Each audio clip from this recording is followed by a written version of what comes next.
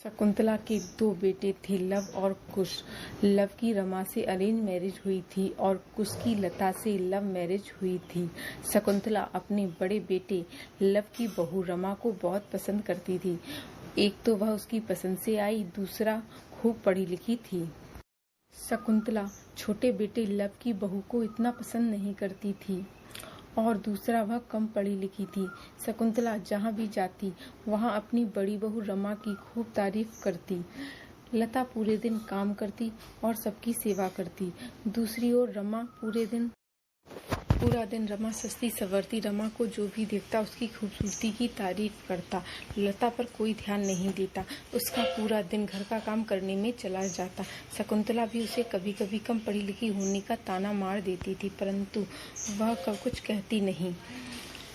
शकुंतला के दोनों बेटे बाहर गए थे। उस दिन शकुंतला की तबीयत बहुत खराब हो गई।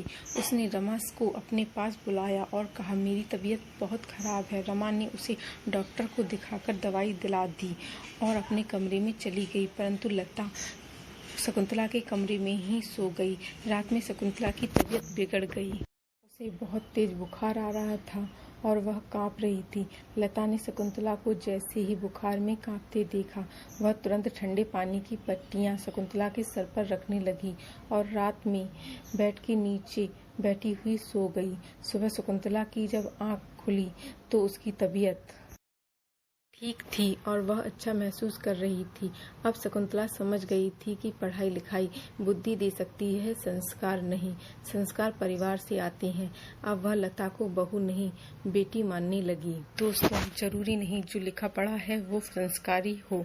आपने बहुत से लोगों को देखा होगा जो लिखे पढ़े हैं पर उनमें आदर, दया, प्रेम की भावनाओं का अभाव होता है। शिक्षा बुद्धि दे सकती है पर संस्कार नहीं। संस्कार तो हमें हमारे परिवार से मिलते हैं।